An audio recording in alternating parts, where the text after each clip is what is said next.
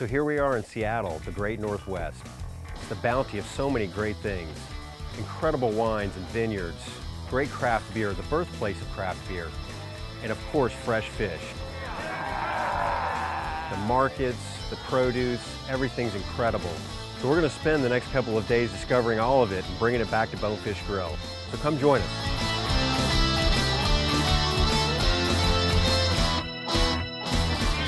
You might have heard of this wall, the famous bubblegum wall. And we're going to the brewery, Pike Brewery, just down the hill. Hello, Hey, Charles. Welcome to the Pike Brewing Company. Glad to be here. A lot of bubblegum on the wall up there. Yeah, too much bubblegum.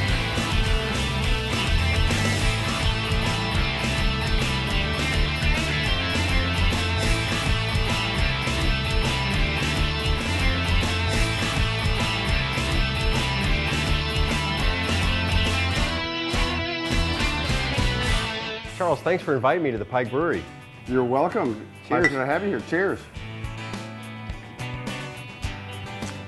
Boy, that's great.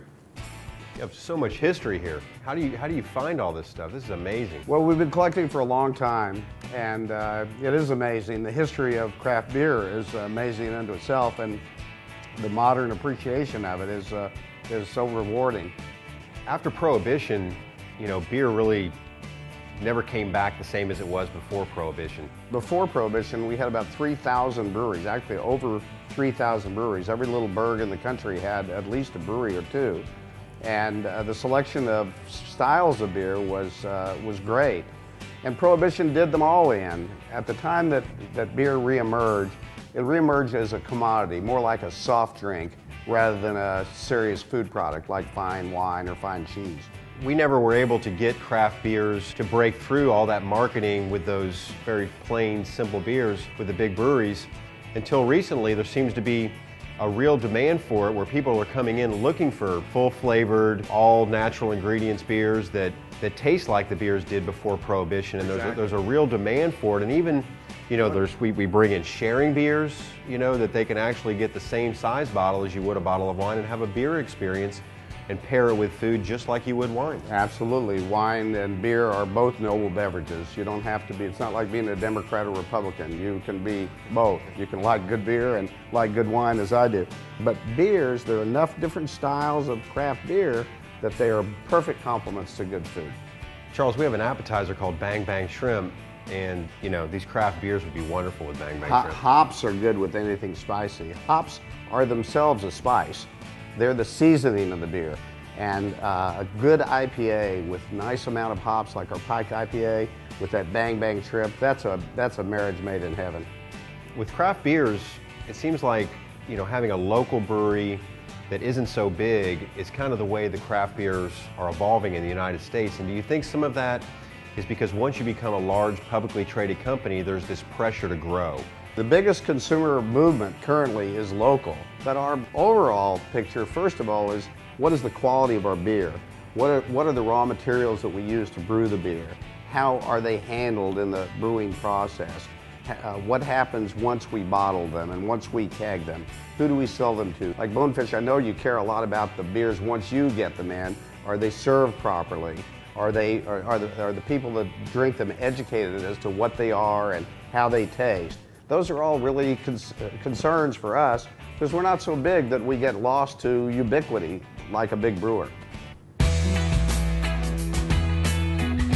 Tim, what grapes are to wines, malt is to beer.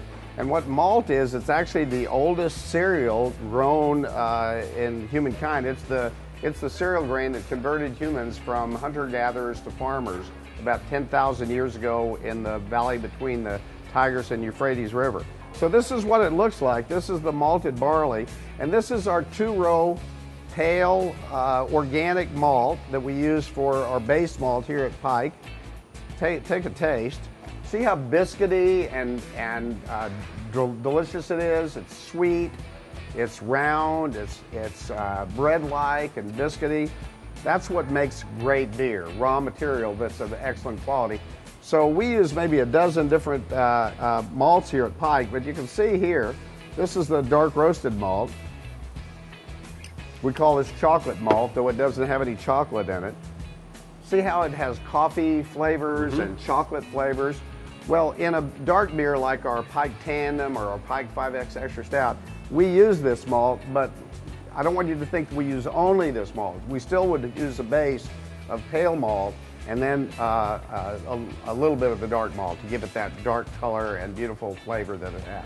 That is the main ingredient in beer, but we also have a very important ingredient in beer, which is the spice or the natural preservative in beer, and that's hops. And we buy them in pelletized form. It's just a flour that's compressed. But just smell those, don't taste them, because they're very, very bitter. Very aromatic. But they're very aromatic and herbal. So they're a bitter herb that is used to give beer that beautiful seasoning. So if you just made a beer with the wort without putting the hops in, it would be too sweet and not well balanced. So these are the simple ingredients, but great ingredients it takes to make great beer. I can't wait to taste all the beers. Let's go try some. Charles, I know you brew 9 beers here. Why did you pick these 3? Tim, I chose these 3 because they are so different from one another, and they represent several of the classic styles. The first is a golden ale. This is our Pike Monk's Uncle. It's a triple ale in the style of the beers that were introduced to the Western world by the monks in the monasteries in Europe. And as you can tell, this is a fruity beer with a little bit of residual sweetness. It goes particularly well with foods that are fruity. We have a mango salsa that we put on like Chilean sea bass, or it goes really good on a nice fatty fish. I can't wait. This would be the one. Monk's Uncle with mango salsa. I'd like to try that. And a lot of people like amber color beers. This is amber in color, but specifically it is our Pike IPA. And when people were able to kiln malt to this beautiful amber color, and they came up with a beer they called India Pale Ale. We now just use the moniker IPA, but India Pale Ale is what it is. And first, smell this beer. It has the most incredible aroma of hops. It's so floral and pine-like, and has a magnificent nose and a beautiful bright color. And then the taste, it's malty, but it still has that underlying hop bitterness. Just to defy what a lot of people would think, well, it must be stronger because it's darker. The reality is that's not the case, though this is our Pike Tandem Double Ale. It's dark brown in color. It's not quite as black as the malt that we tasted earlier, but I particularly like this with chowders and rich soups like bouillabaisse or chowder.